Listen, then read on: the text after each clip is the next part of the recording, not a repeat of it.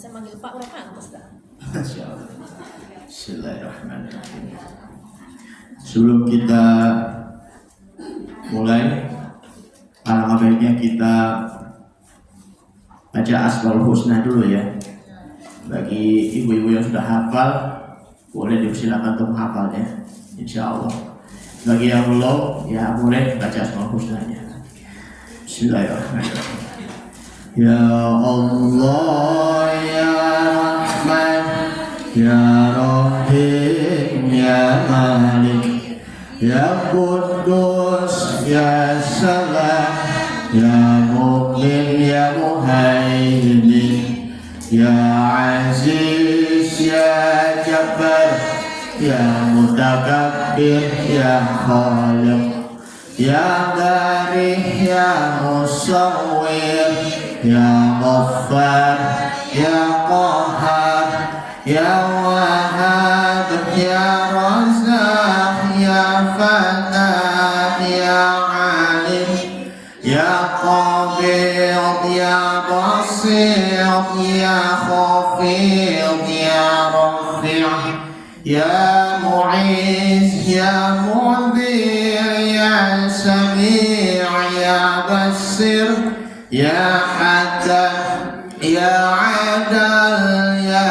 Latif, ya Khabir, ya Halim, ya Adim, ya Ghafur, ya Syakur, ya Ali, ya Kabir, ya Hafid, ya Muqit, ya Hasib, ya Jalil, ya Karim, ya Raqib, ya Mujib, ya Wasi', ya Hakim, ya Wadud, ya Majid, ya Ba'is, ya Syahid, ya Al-Haq, ya Wakil, ya Qawi, ya Matin, ya Wali, ya Hamid, ya Muhsin, ya Mubdi',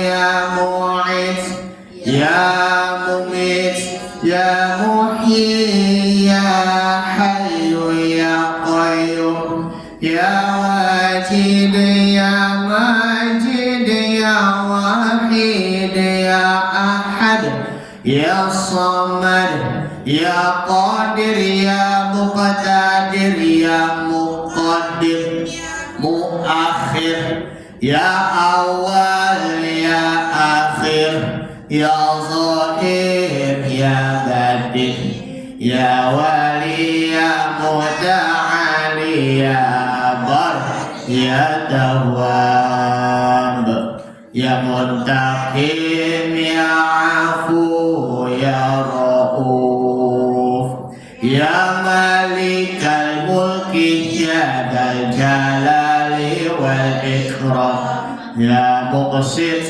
ya Jami', ya Ghani, ya Mughni, ya Mani', ya Adha, ya Nafi', ya Nur, ya Hadi, ya Badi', ya Baqi, ya Waris, ya Rashid, ya Sabur, ya Allah, ya Allah, ya Allah.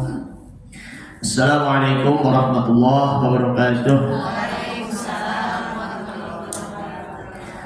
Alhamdulillahirabbil alamin. Wa bihi nasta'inu ala umur dunya waddin. Wassalatu wassalamu ala khatamil anbiya'i wal mursalin sayyidina wa nabiyyina wa maulana Muhammadin wa ala alihi wa sahbihi ajma'in, amma ba'du. Subhanaka la ilma lana illa ma 'allamtana innaka antal alimul hakim.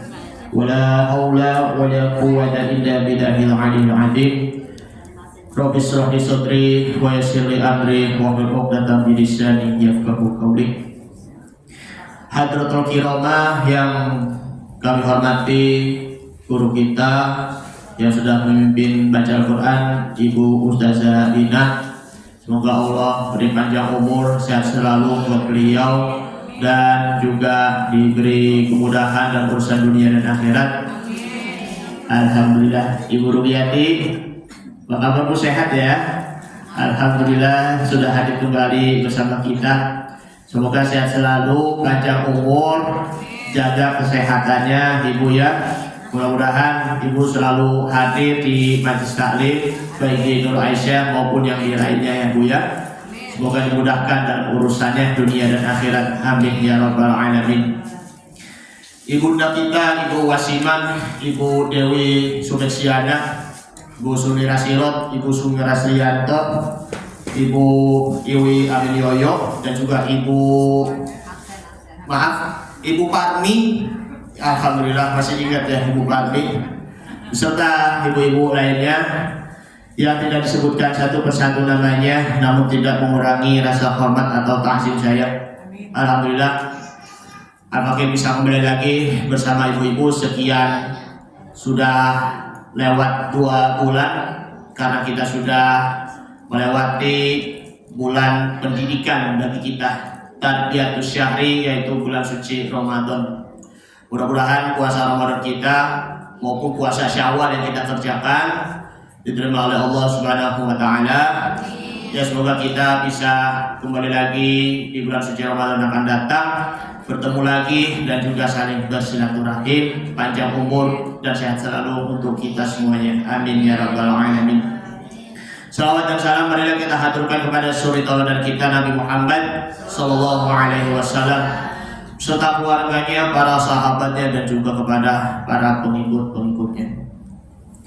Ibu-ibu sekalian, hadratul kiramah al-ummahat rahimakumullah. Alhamdulillah kita sudah memasuki bulan Zulqa'dah yang sebentar lagi mau memasuki bulan Zulhijjah, bulan ibadah haji ataupun ibadah Idul Adha bagi yang mau berkurban. Moga-moga yang sudah berada di sana, jamaah kita Indonesia yang sudah berangkat akan mendapatkan haji yang mabrur pula. Yang sudah berangkat, ya semoga dapat haji mabrur pula dan bisa diberangkatkan kembali ke tanah suci, baik haji maupun umroh.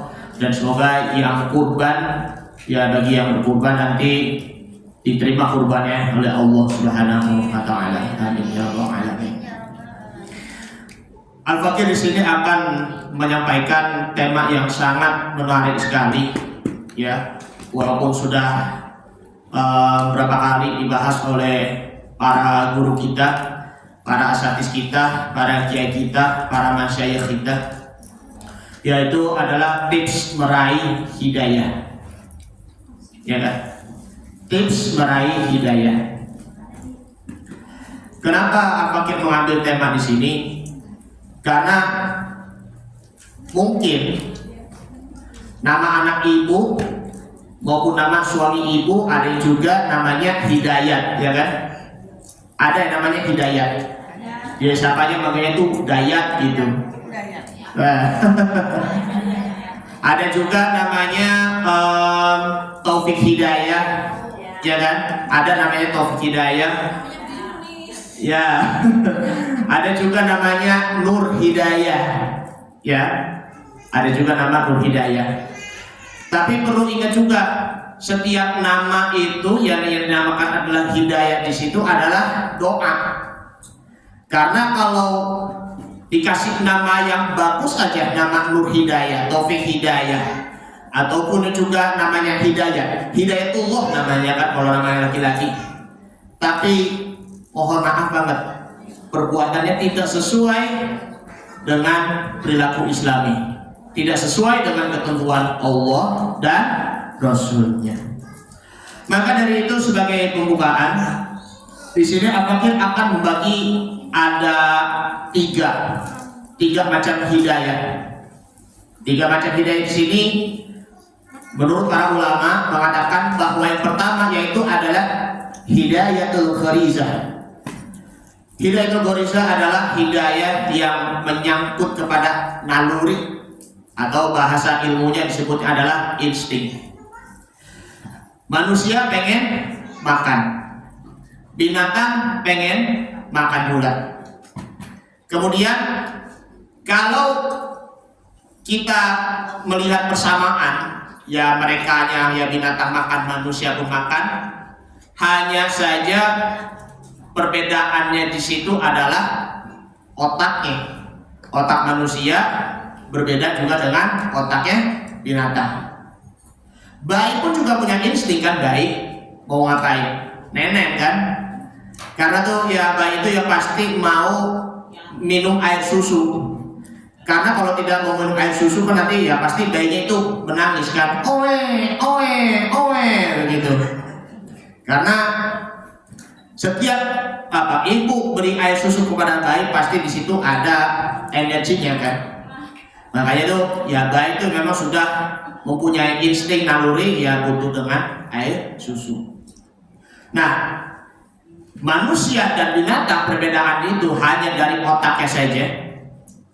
Kalau binatang gak punya otak, cuma hanya melakukan saja kan.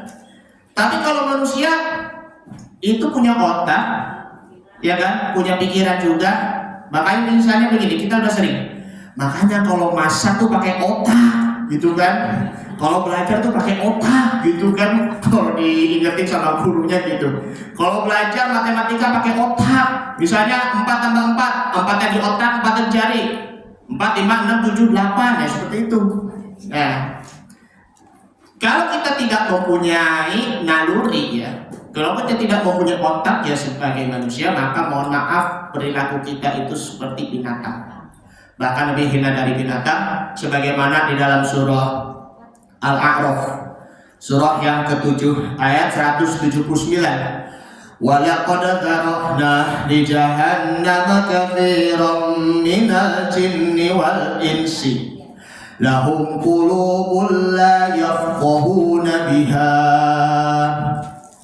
wa hum a'yunun la yubsiruna biha wa hum udhunun la yasma'una biha ulaika kal an'am bal hum adallu wa ulaika humul ghafilun.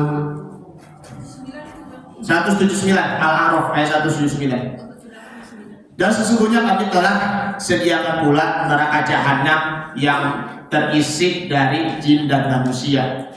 Karena mereka itu mempunyai hati tetapi tidak memahami agama, tidak memahami isi kandungan dalam ayat Al-Quran. Kemudian wahum a'yunun la yubsiruna biha. Mereka punya mata tetapi tidak melihat tanda-tanda kebesaran Allah Subhanahu wa ta'ala. Wahum udhunun la yasma'una biha. Mereka itu mempunyai kuping. Udhun di sini kan artinya itu kan merupakan jamak ya kan. Maaf, itu tunggal kuping ya kan. Makanya ada juga kata adzanun. Makanya kata adzanun di sini adalah kuping. Sesuatu mendengar panggilan sholat. Nah, kembali lagi, tidak mendengar ayat-ayat Allah. Ya termasuk juga tidak pernah mendengarkan suara azan, cuma masuk di kuping kanan kuping kiri, tetapi tidak merasa di hati pula. Maka itu pertandanya itu hatinya itu udah lagi keras dan juga membatu pula. Na'udzubillah. Mata, kemudian kuping maupun juga hati, kalau tidak melakukan 3 hal ini, maka risikonya kita nanti melakukan perbuatan ya apa saja kita melakukan semau-maunya saja, ya kan, menghalalkan segala cara, ya kan, menghalalkan yang haram, mengharamkan yang halal, ya, begitu. Maka dari itu ulaika kal an'am. Mereka itu adalah seperti binatang, bahkan lebih hina dari binatang. Wa ulaika humul ghafilun. Mereka itu adalah termasuk orang-orang yang lalai. Kita bersyukur punya rasa dan juga punya hati. Jangan samakan dengan pisau melati. Allahu akbar kabira. Alhamdulillah subhanahu. Bersyukurlah kita ini manusia yang paling mulia di sisi Allah Subhanahu wa taala bila disertai dengan membawa keimanan dan juga ketakwaan kita kepada Allah Subhanahu wa taala. Yang kedua yaitu adalah hidayatul-din, hidayah agama. Manusia itu yang memang juga perlu juga untuk belajar agama. Binatang perlu enggak belajar agama binatang? Enggak kan? Ayam belajar agama enggak ayam? Kambing belajar agama enggak kambing? Sapi belajar agama enggak? Ya kita belajar agama, hidayatul-din, dengan kita belajar Al-Quran, belajar hadis, belajar fikih, belajar akhlak, belajar akidah, maka itu pertanda kita akan berada di bawah bimbingannya Allah Subhanahu wa taala. Karena ilmu agama itu juga berasal dari Allah Subhanahu wa taala. Kalau kita mau meraih ilmu, kalau kita mau mendapatkan karunia dan karomah ilmu, maka hendaknya kita berguru terlebih dahulu. Sekarang kan di zaman teknologi ya udah ada belajar agama cukup dari YouTube saja. Cukup dari kalau pakai Zoom. Nah, seperti itu. Karena tuh bagi al-fakir ya, kalau di zaman sekarang ini kan memang makin mudah kalau belajar online di YouTube ya maupun juga di Zoom. Tapi lebih bagusnya lagi ya kita perlu bertalaki, bertemu dengan guru langsung supaya apa? Mendapatkan penjelasan yang lebih jelas lagi, ya kan? Karena kalau dengan semangat menuntut ilmu, kalau offline ya itu lebih semangat dengan belajar yang online. Mohon maaf ya, mungkin ibu-ibu yang suka hadir di webinar, ada acara seminar segala macam, ataupun suka hadir di kajian online. Kalau lagi kajian online, pasti merasakan ngantuk, ya Allah. Ada yang juga begitu, ngantuk sambil tidur-tiduran di kasur, masya Allah.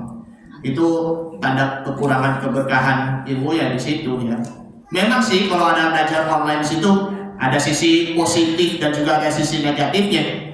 Kalau sisi positifnya, waktunya efektif, waktunya leluasa juga, ya kan, lebih santai lagi. Tapi kalau misalnya lebih yang negatifnya di situ, kurang cermat juga pastinya, kurang cermat dalam memahami ilmu apa yang disampaikan guru pula.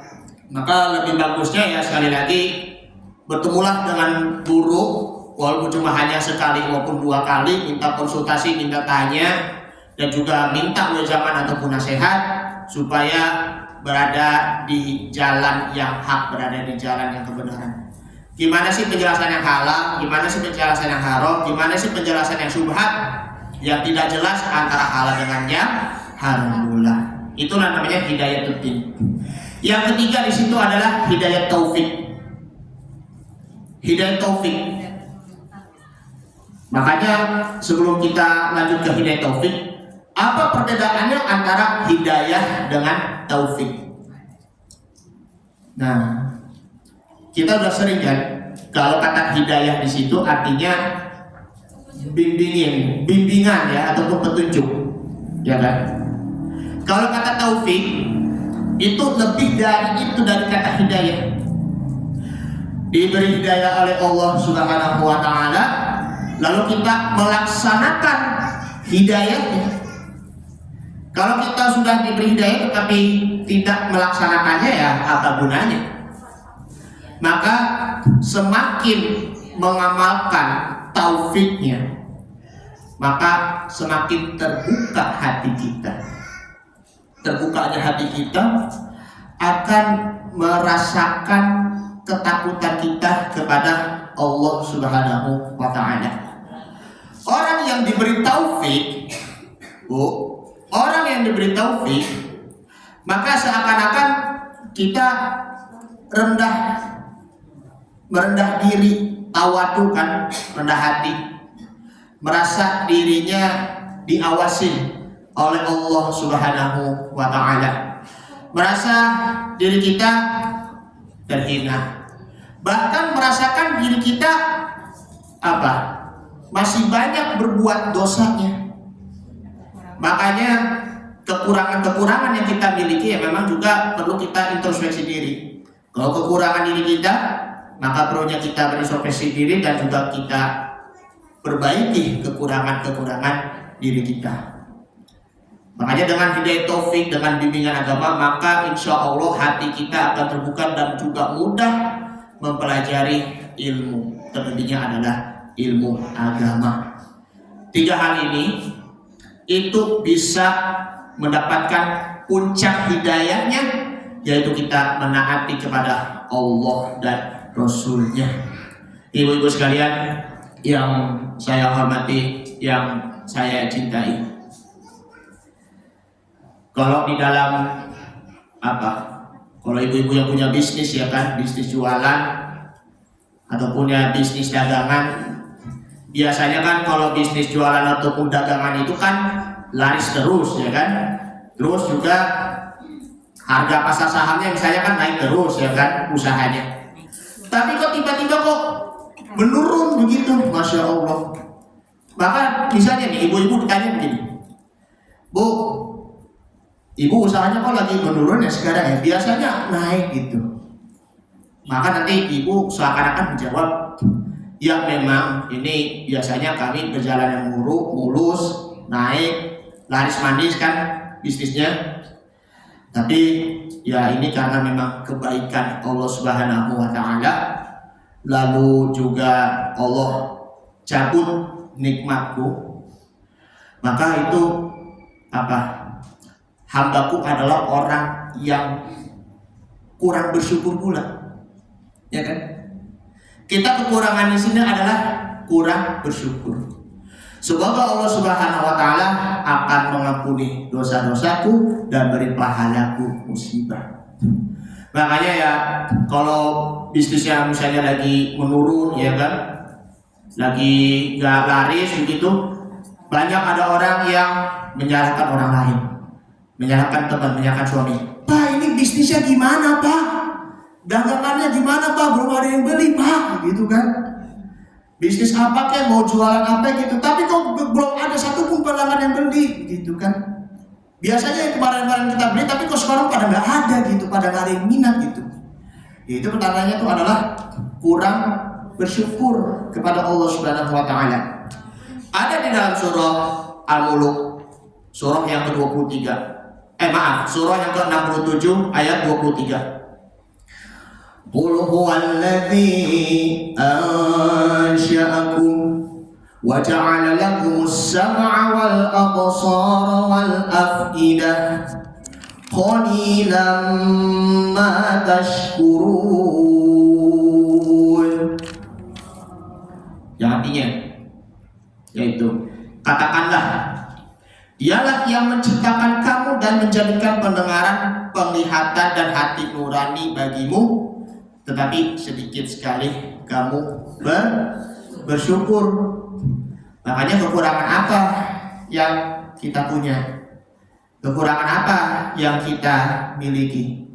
Apakah dari hartanya maupun juga pangkatnya maupun juga jabatan-jabatannya? Kita ya mohon maaf ya, kalau kita lagi melihat orang lain yang nikmatnya yang begitu tinggi dari kita, dari segi kedudukan, jabatan, ilmu maupun juga pendidikan, ya kan? Karena kita tuh merasa minder, merasa insecure, merasa nggak percaya diri, merasa ketinggalan dari orang lain. Kita pun juga melakukan hal yang demikian, seakan-akan dunia milik mereka. Tapi tidak begitu.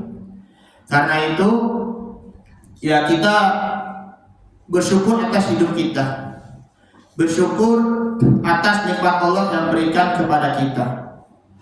Masih banyak juga ya orang yang di bawah kita, ya kan? Makanya itu perlu kita tunduk ke bawah agar bersyukur, dan juga jangan terlalu melihat ke atasnya pula. Kalau kita melihat ke atas, maka itu akan menjadi orang yang tak fakhuran, orang yang begitu sombong.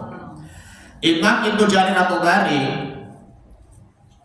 beliau menjelaskan dalam tafsir At-Tabari bahwa yaqulu ta'ala dzikruhu, Allah Subhanahu wa Ta'ala berfirman ya kepada ya Nabi Muhammad SAW.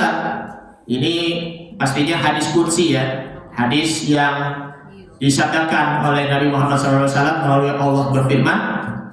Maka Allah berfirman pada Nabi, "Qul ya Muhammad lilladzina yukadzibuna bil ba'si minal musyrikin." Katakanlah, wahai Muhammad, mereka itu orang-orang musyrik yang mendustakan dengan hari kebangkitan, ya hari kiamat. Maka lanjutnya, Allahul ladzi ansya'akum fa khalaqakum. Allah itu apa? Menjadikanmu, memunculkanmu, maka Allah itu akan menciptakan kalian. Wa ja'ala lakumus sam'a tasma'una bihi, dan menjadikan mereka pendengaran ya, sesuatu yang kita mendengar, sesuatu yang kita harus mendengar, hal-hal yang baik pula. Wal absara ya tubsiruna bihi, penglihatan maksudnya mata kalian, basir ya kan. Kalau ainun itu kan mata, tapi kalau basir itu bisa sesuatu yang melihat yang nyata, bisa juga melihat sesuatu yang tersembunyi, yang jelas maupun yang terang-terangan.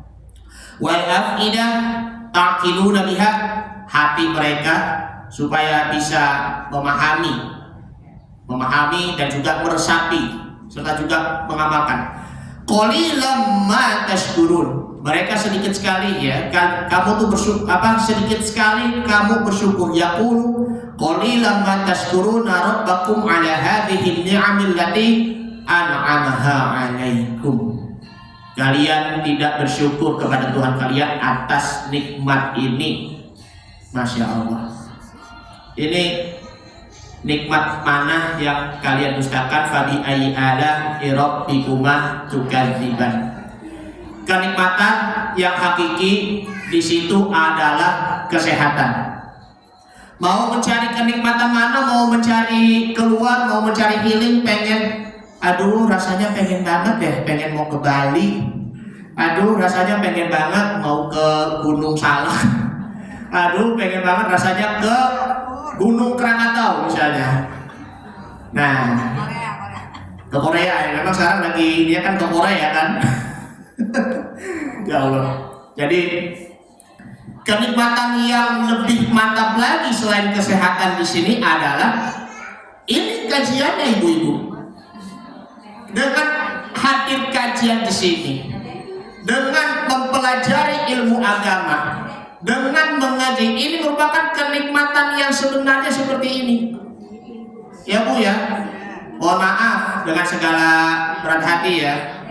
Ini hidup kita memang sudah terbalik ya. Masjidnya sepi, tetapi nonton konsernya rame-rame. Bukankah seperti itu? Bukankah seperti itu? Nah, Masya Allah, mendengarkan suara nyanyian begitu,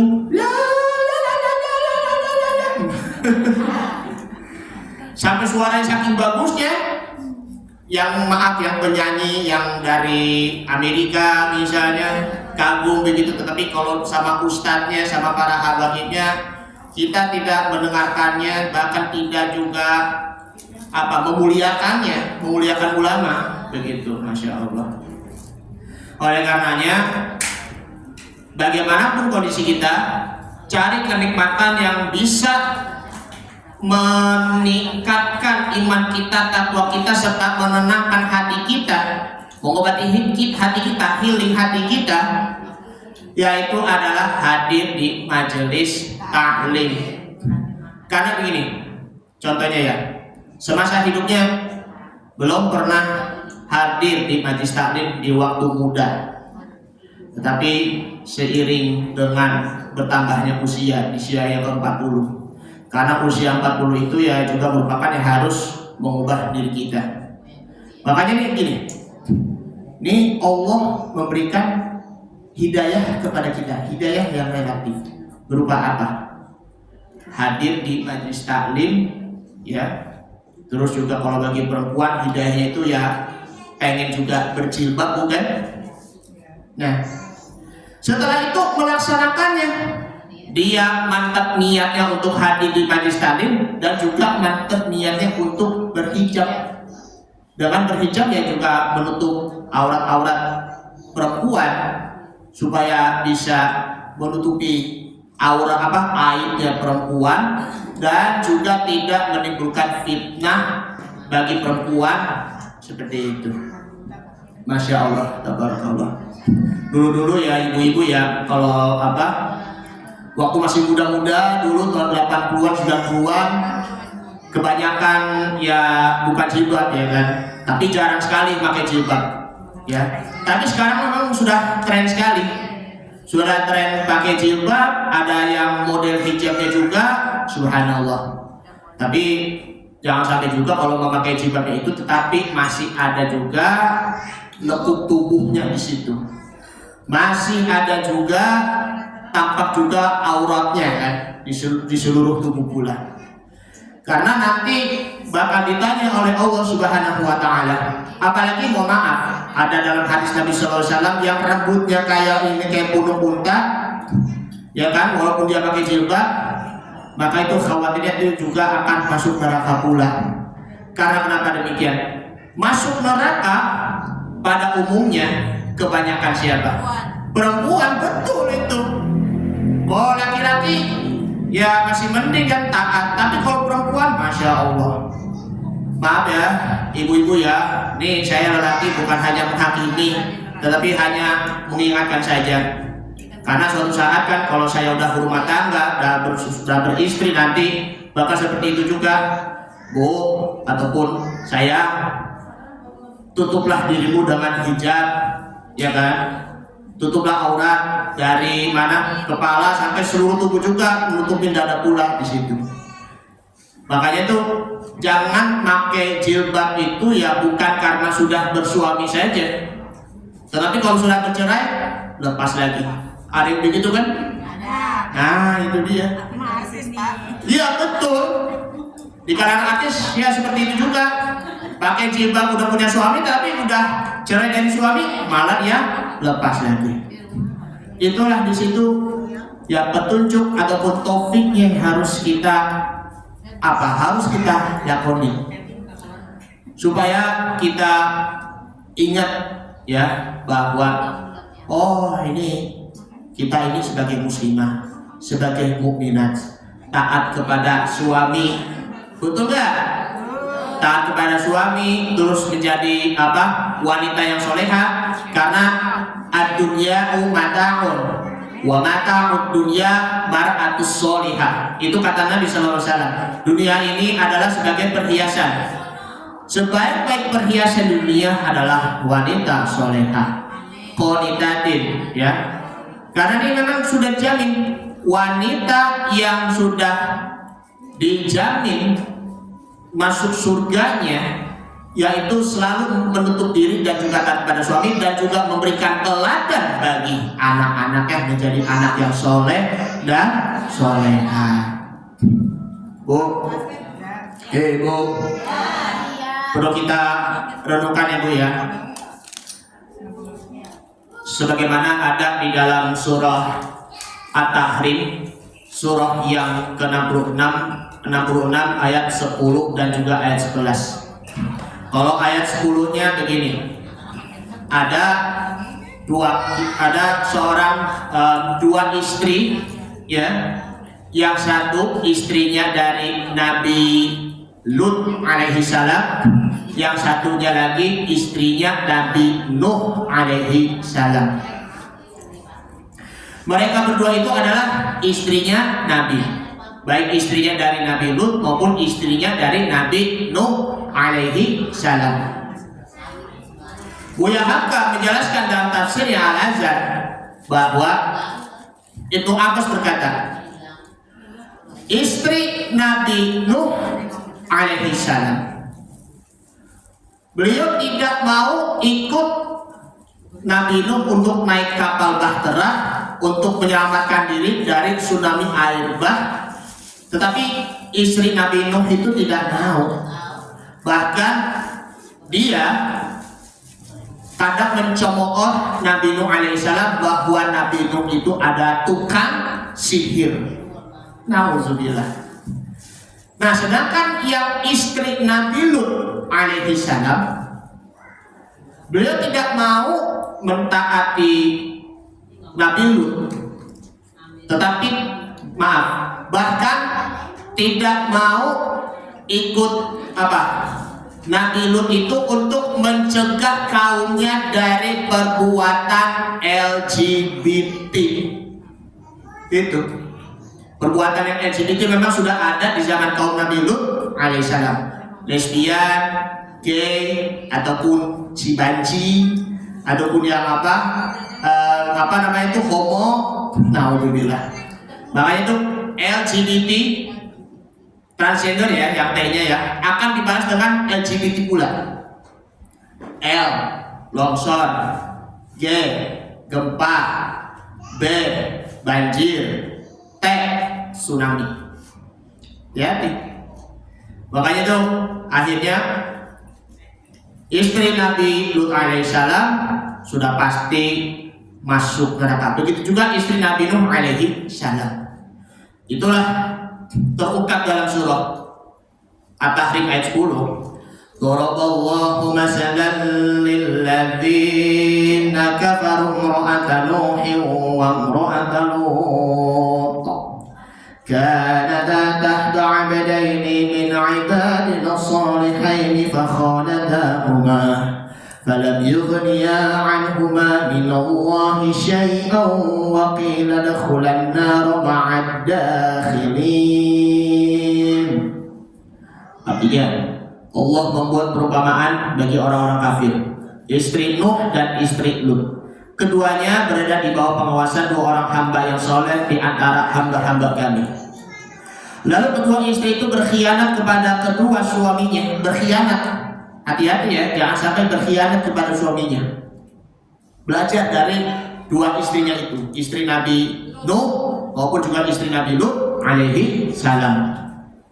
Kedua istri itu berkhianat kepada kedua suaminya, tetapi kedua suami itu tidak dapat membantu mereka sedikit pun dari siksa Allah.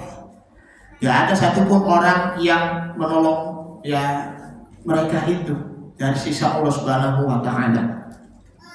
Dan dikatakan kepada kedua istri itu, masuklah kamu berdua ke neraka bersama orang-orang yang masuk neraka. Nah, ini istri yang berkhianat. Ya, istri yang berkhianat kepada hamba Allah yang soleh, baik Nabi Nuh maupun juga Nabi Lut. Namun sebaliknya,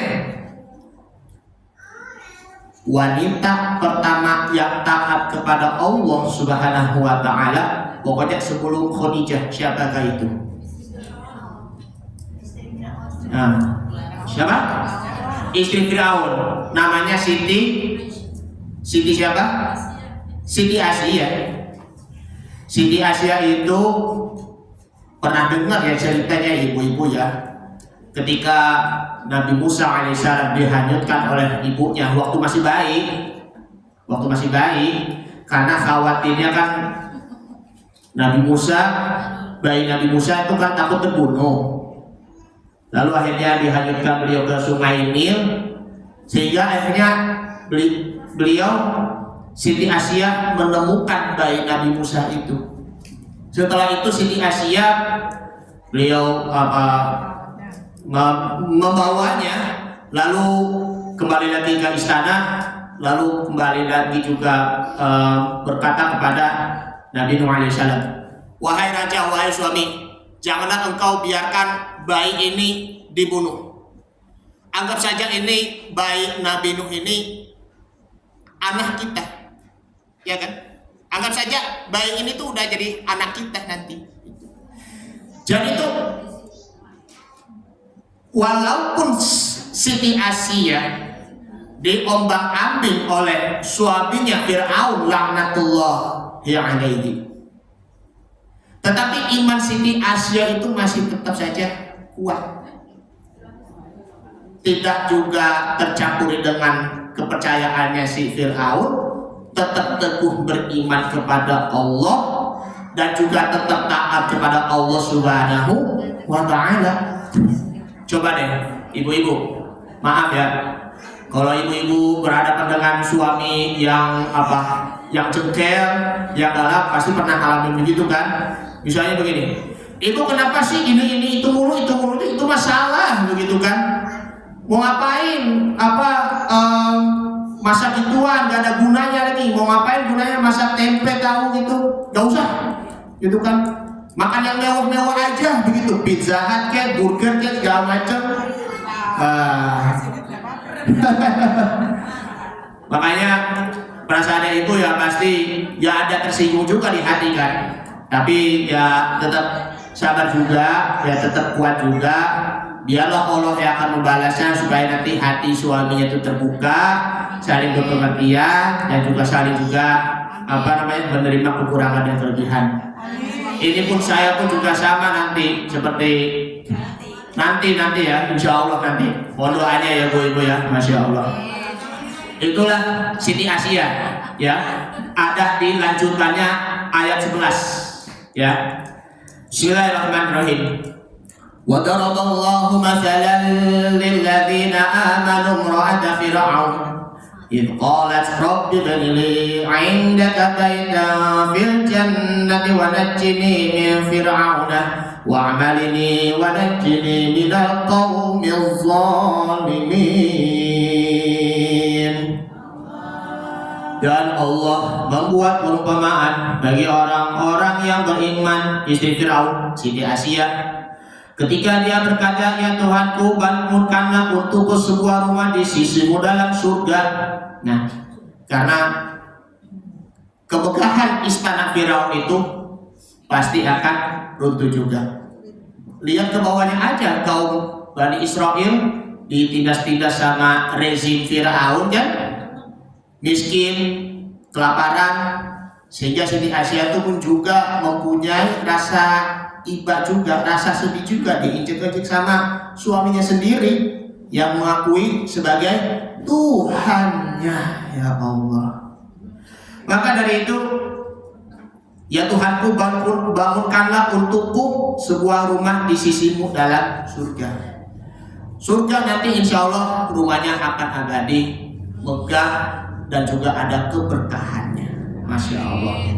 Terus selamatkanlah aku dari Fir'aun, ya Fir'aun dan suaminya kan Siti Asia, dan perbuatannya, dari kekejamannya, dari juga kejahatannya, dan juga dari fitnah-fitnahnya, dan juga kata Buya Hamka dan tafsirnya dari propagandanya, ya dari propagandanya yang seakan-akan Siti Asia itu menjadi Tuhan, naudzubillah.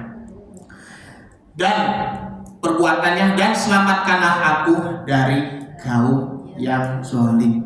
Akhirnya Allah Subhanahu wa taala memberi keselamatan juga bagi Siti Aisyah.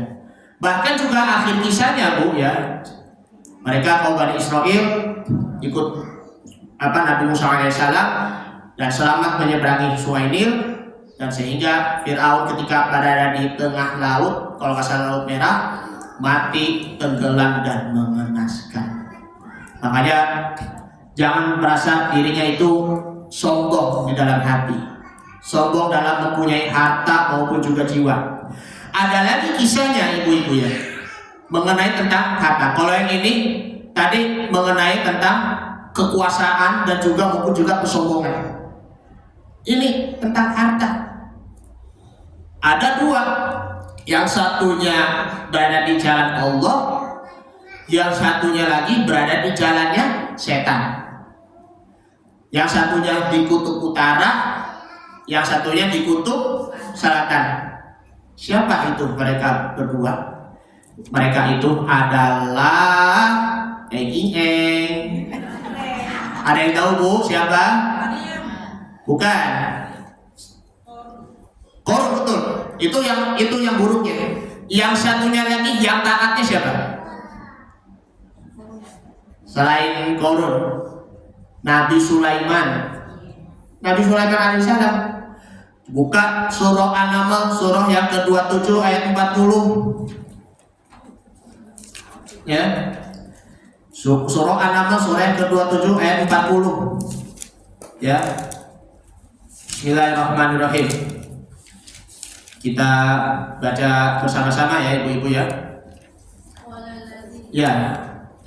Bismillahirrahmanirrahim. Ayat 40. Bismillahirrahmanirrahim.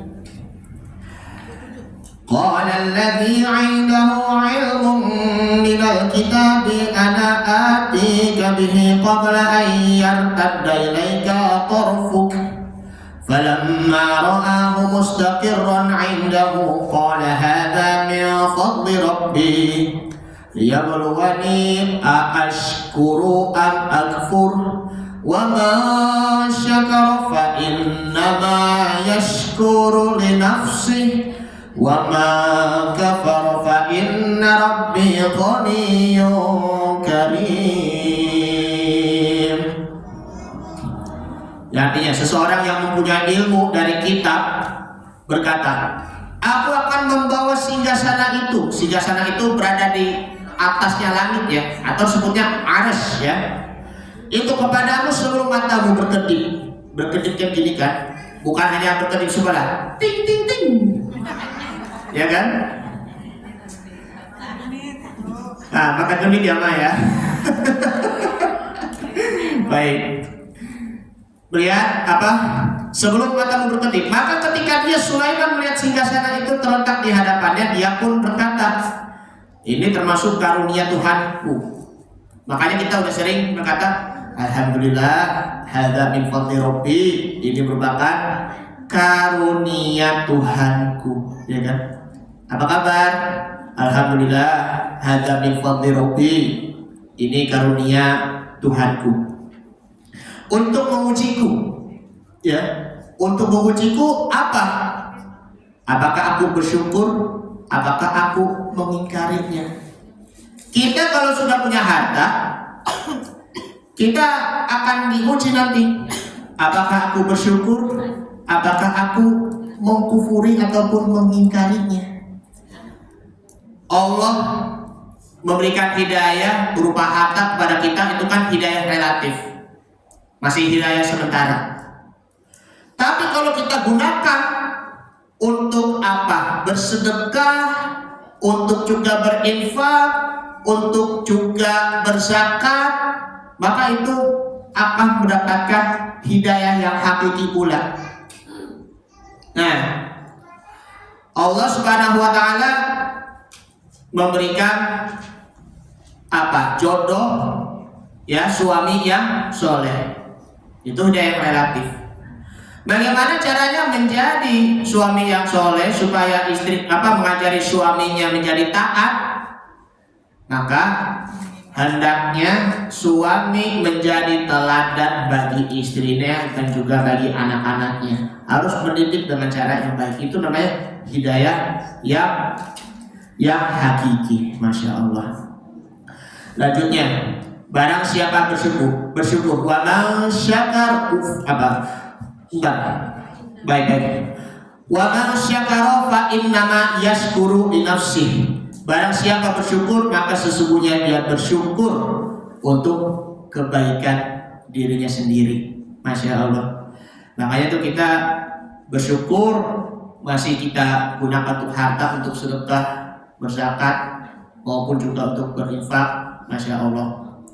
Kita bersyukur, kita gunakan hartanya itu dengan sebaik-baiknya agar harta itu seakan-akan dijaga oleh Allah Subhanahu wa taala dari campur hal-hal yang haram pula. Terus selanjutnya, wa man kafara fa inna rabbi ghaniyyun karim. Barang siapa yang ingkar, maka sesungguhnya Tuhanku maha kaya, maha mulia. Sebaliknya, Qarun ada di dalam surah Al-Qasas, surah yang ke-28, di sebelahnya ya, ayat yang ke-78. Ya, surah yang ke-28 ayat yang ke-78. Bismillahirrahmanirrahim. Langsung saja. Qala innama utituhu ala ilmin 'indi. Dia baru berkata, sesungguhnya aku diberi harta itu semata-mata karena ilmu yang ada padaku. Aku diberi harta itu karena aku merasa mempunyai ilmu. ya kan? Merasa dirinya andai aku jadi orang kaya, gitu kan? Merasa dirinya itu lebih kaya dibandingkan mereka, ya kan? Merasa saking sombongnya, ya kan? Sombong apa yang dia punya, lalu juga maaf berfoya-foya, juga menghambur-hamburkan harta. Ya Allah, korun, masya Allah. Lanjutnya, awalam ya'lam annallaha qad ahlaka min qablihi minal quruni man huwa asyaddu minhu quwwatan wa aktsaru jam'ah.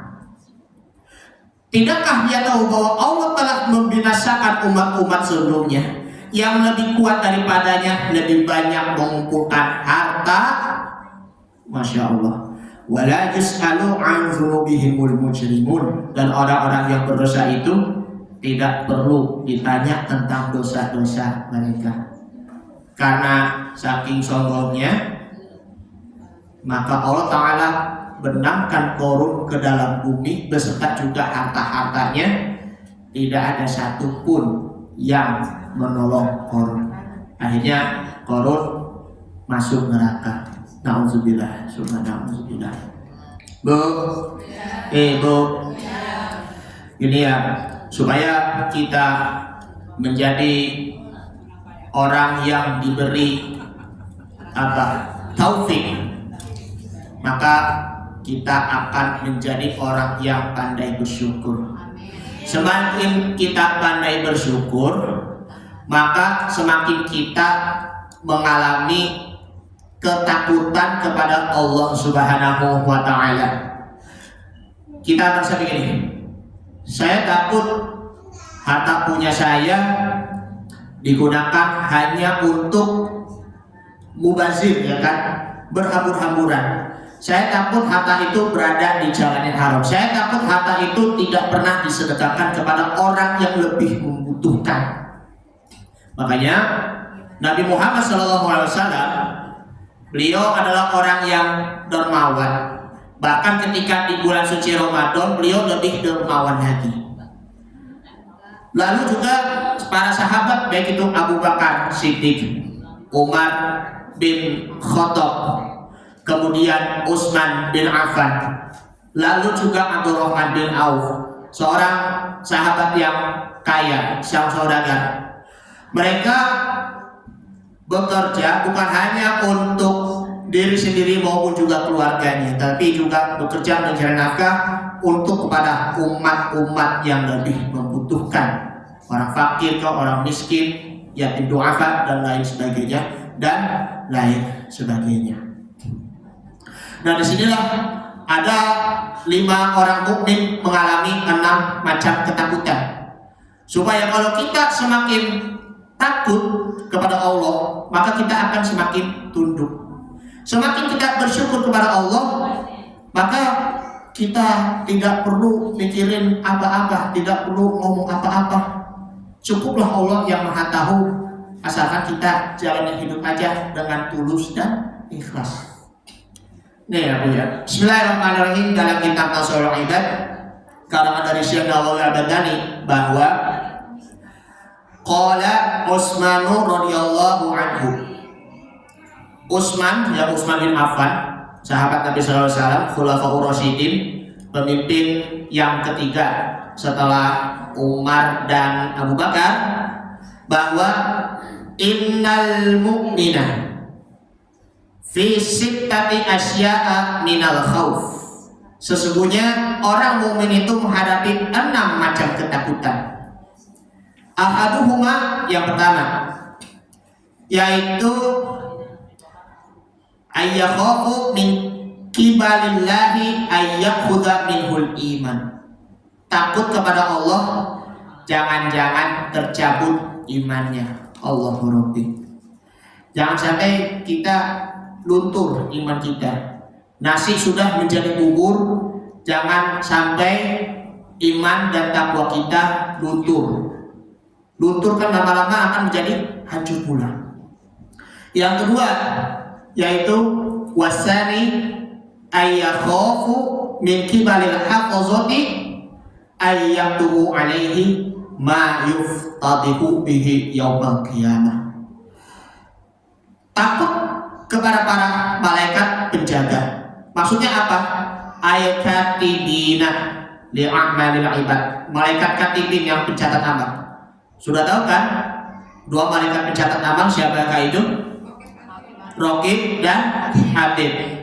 Raqib mencatat amal kebaikan bagi hamba. Sebaliknya Atid mencatat amal keburukan hambanya. Jangan-jangan dicatat hal-hal yang dapat menyingkap kejelekannya itu kelak di hari kiamat. Makanya jangan sampai kita mendapatkan nilai yang jelek ya Bu ya di hari kiamat. Ya seperti sholatnya kan sudah tahu hadisnya. Kalau sholatnya baik maka akan mendapatkan nilai yang baik pula. Kalau sholatnya jelek, kenapa sholatnya jelek? Karena tidak disertai dengan kekhusyuan maupun tumaninah, ketenangan, maka akan mendapatkan nilai jelek pula di hari kiamat. Yang ketiga yaitu wasalisu ayyakhofa min kibali syaitoni ayyubtila amaluhu. Takut kepada setan, jangan-jangan membatalkan amal perbuatannya. Ya seperti puasa kan yang kita kerjakan baik di bulan Ramadan yang lalu maupun yang di luar bulan Ramadan. Jangan sampai kita dirasuki oleh setan, menuntut setan. Misalnya kalau kita lagi puasa marah, batal kan? Kalau misalnya kita lagi jaga wudhu tetapi masih marah juga, emosinya meningkat, sia-sia juga amalannya kan? Kalau kita sedekah tetapi dengan menyakiti perasaan si penerima dan menyebut nama-nama seseorang, maka itu amalan itu pun juga akan terhapus pula. Ada di dalam surah Al-Baqarah ayat 264 yang bunyinya ya Bu ya, ya ayyuhalladzina amanu la tubtilu shadaqatikum bil manni wal adha kalladzi yunfiqu malahu ria'an nas. Ayat 264 surah Al-Baqarah ya. Wahai orang-orang yang beriman, janganlah kamu merusak sedekahmu dengan menyebut-nyebut ya, menyebut-nyebut nama yang ini dengan nama jelek ya kan, dan menyakiti perasaan si penerima. Kalladzi yunfiqu malahu ria'an nas. Seperti orang yang menginfakkan hartanya karena riya atau pamer kepada manusia. Wala yu'minu billahi wal yawmil akhir. Famasaluhu kamasali safwanin alaihi turabun fa'asabahu wabilun wa tarakahu solda. Perumpamaannya itu seperti batu yang licin yang di atasnya ada debu. Bila sudah ditimpa hujan lebat, maka debunya akan hilang kembali. Kemudian la yaqdiruna ala syai'in mimma kasabu. Mereka tidak memperoleh sesuatu apapun dari apa yang mereka kerjakan. Wallahu la yahdil qaumal kafirin. Dan Allah tidak memberi petunjuk kepada orang-orang kafir. Yang keempat sekarang, warrabi'u ayyakhofa min kibali malakul mauti ayyakhudahu. Maksudnya takut kepada malaikat maut. Malaikat maut itu malaikat pencabut nyawa, malaikat Israil. Jangan-jangan ia merebut nyawanya saat dia terlena. Maksudnya apa? Bismillah. Ayyaqbidu ruhuhu halu kaunihi. Nah, yaitu ketika ia lupa kepada Allah Subhanahu wa taala dan mendadak mati tanpa didahului sebab kematian. Ya memang sih Bu ya, kematian itu ya tidak dipandang usia, tidak dipandang umur kan, tidak dipandang dia sakit ya kan. Tetapi jangan sampai kita terlena ya Bu ya, jangan sampai kita terlena ya kematiannya karena kita lupa membawa keimanan kita kepada Allah Subhanahu wa ta'ala. Kemudian selanjutnya yaitu fi ghaflatin 'anillahi ta'ala. Bagatan ay faja'atu min ghairi taqaddamus sababul mautu ya. Tadi sudah ya dari yang keempat. Wal khamisu ay yakhafa min kibalid dunya ay mata'iha wa zinatiha ayyaghtarra ayyatma'inna biha wa tusjiluhu 'anil akhirati wa yansa ahwaliha. Takut pada dunia jangan-jangan membuatnya tertipu dan lengah dari kedahsyatan akhirat.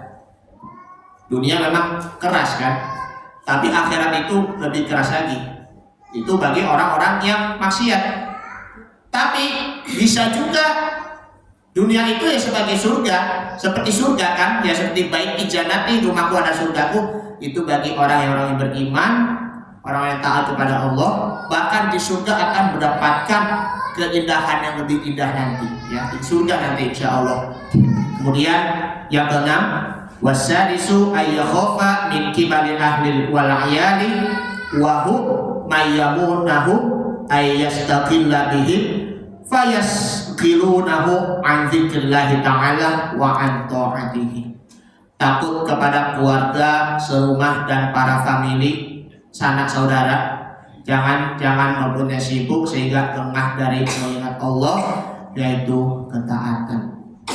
Makanya ibu ya, kita memang juga saling mengingatkan. Jangan biarkan kita cuek, jangan biarkan kita lupa dengan keluarga sehingga kita tidak pernah curhat bersama keluarganya. Karena itu isilah waktu bersama keluarga, ajaklah keluarga hadir di majlis taklim. Ajak keluarga sholat di masjid. Jangan cuma hanya ajak keluarga sholat id saja, sholat Idul Fitri maupun Idul Adha. Tetapi syukur-syukur bisa dirutinkan setiap hari. Ikut juga hadir di majlis taklim, karena itu pun juga dijadikan sebagai wisata rohani kita. Maka insya Allah dengan mengajak keluarga ke hadir di taklim ini, maka itu seakan-akan masuk surga bersama keluarga kita. Amin amin ya rabbal alamin. Ma'asyiral muslimat wa ummahat rahimakumullah. Dari penjelasan yang Al-Fakir sampaikan di sini adalah tips untuk meraih hidayah, yaitu orang-orang diberi taufik, yaitu orang-orang yang tahu kedudukan dan juga keutamaan nikmat itu sendiri, sehingga dia menghargai nikmatnya, menjaga nikmatnya, bersyukur kepada Allah bukan dari kemampuannya dan juga kehebatannya. Maka dari itu semakin banyak kenikmatan, semakin merasa diri kita kecil, maka kita merasa kecil, merasa terhina, maka kita akan selalu ingat Allah, Allah, Allah, Allah. Zikrullah, kita ingat kepada Allah Subhanahu wa Ta'ala dimanapun dan juga kapanpun. Bagaimana ya kalau dikala sendirian, ya sudah berpaling dari keramaian, maka hendaknya kita tidak boleh merasa sendirian ya. Khawatir itu akan melakukan maksiat sendirian. Lebih pada lagi di tengah orang taat, tapi di kala sendirian itu maksiat. Maka dari itu cobalah sekali lagi bersama keluarga, curhat bersama keluarga, kita bergaul ya bersama teman-teman yang soleh, anak-anak yang soleh-soleha, maka itu dapat menjaga kita dan juga membimbing kita. Serta juga cari seorang guru ya, memuliakan guru, tanya kepada guru, jangan takut, maka nanti akan membimbing kita, menjaga kita dari jalan kemaksiatan. Mudah-mudahan kita selaku orang mukmin menjadi hamba Allah yang bersyukur. Kita akan selalu mendapatkan taufik dan hidayah yang dari Allah Subhanahu wa Ta'ala. Mudah-mudahan insya Allah iman kita akan terus makin meningkat hingga mati husnul khatimah. Amin ya rabbal alamin. Ini saja yang akan saya sampaikan, kurang lebihnya mohon maaf.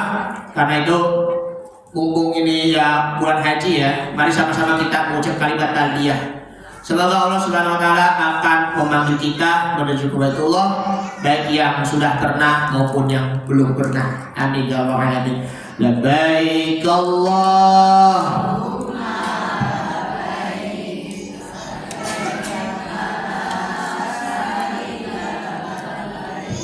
Innal hamda والنعمة لك ملك لا شريك لك إن الحمد والنعمة لك وملك لا شريك لك لبيك لبيك لا شريك لك لبيك إن الحمد والملك لا شريك لك إن والنعمة لك وملك لا شريك لك لبيك